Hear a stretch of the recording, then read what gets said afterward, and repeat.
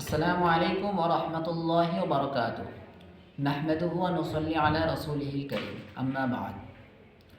দেশ দেশান্তরে থাকা ভাই এবং প্রবাসী ভাইদের জানাই আন্তরিক সালাম ও শুভেচ্ছা। আশা করি সকলেই ভালো আছেন।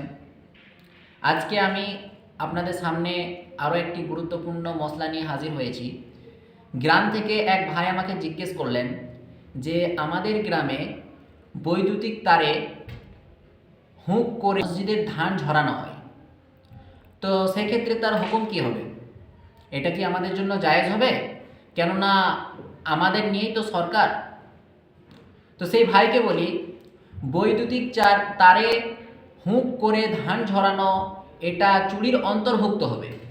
এটা চুরির অন্তর্ভুক্ত হবে, অর্থাৎ এটা মসজিদের ধান বিদ্যুৎ চুরি করে ঝরানো হবে।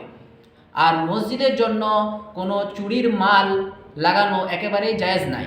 আর মসজিদের জন্য চুরির মাল ব্যবহার করা এটা একেবারে কবাহাতের অন্তর্ভুক্ত, তাই এটা কোনো সুরতেই জায়েজ নয়।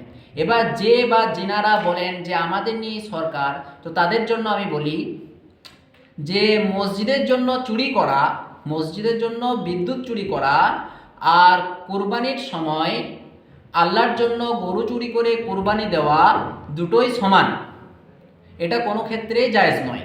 হ্যাঁ, তবে একটা পদ্ধতি রয়েছে, যদি ইলেকট্রিক অফিসার বা এজেন্ট এদের কাছে পারমিশন নিয়ে যদি সে কোনো সংযোজক যন্ত্রের মাধ্যমে হোক বা যে কোনো মাধ্যমে হোক, যে পরিমাণ বিদ্যুৎ সে পোড়াবে সেই পরিমাণ বিদ্যুতের টাকা যদি সরকারকে সে দিয়ে দেয় আর সেই টাকাটা যদি সরকারের খাতায় অ্যাড হয়ে যায়, তাহলে সেই ক্ষেত্রে এটা জায়েজ আছে।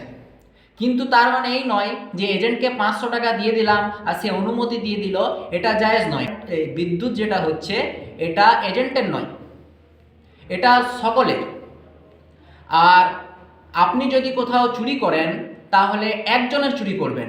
আর বিদ্যুৎ এমন একটা সম্পদ যেটার মালিক হচ্ছে পুরো দেশ, অর্থাৎ আপনি যদি বিদ্যুৎ চুরি করেন তাহলে পুরো দেশবাসীর কাছ থেকে আপনি চুরি করলেন। তাই বিদ্যুৎ চুরি করে ধান ঝরানো এটা কোনো মতেই জায়েজ নেই।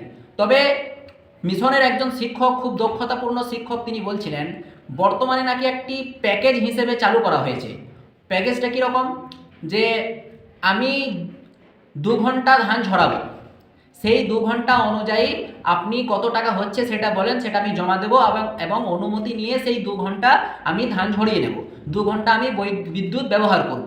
তো এক্ষেত্রে যদি সরকারি অনুমোদন থাকে আর সরকারি অনুমোদন নিয়ে যদি এই প্যাকেজটি চালু করা হয় আর এই প্যাকেজ সিস্টেম অনুযায়ী যদি এই পয়সাটা যদি সরকারি খাতায় অ্যাড হয়, তাহলে কিন্তু এটা জায়েজ হয়ে যাবে, নতুবা জায়েজ নয়। আশা করি মশলাটা আমরা খুব সুন্দরভাবে বুঝতে পারলাম। তাই আমরা কখনোই মসজিদের জন্য কোনো রকম চুরির জিনিস বা হারাম জিনিস ব্যবহার করব না। আগামীতে এরকম ভিডিও পাওয়ার জন্য আমার চ্যানেলটিকে সাবস্ক্রাইব করবেন এবং যদি ফেসবুক কিংবা ইনস্টাগ্রাম থেকে দেখছেন তাহলে আমার পেজটিকে ফলো করে দেবেন। আসসালামু আলাইকুম।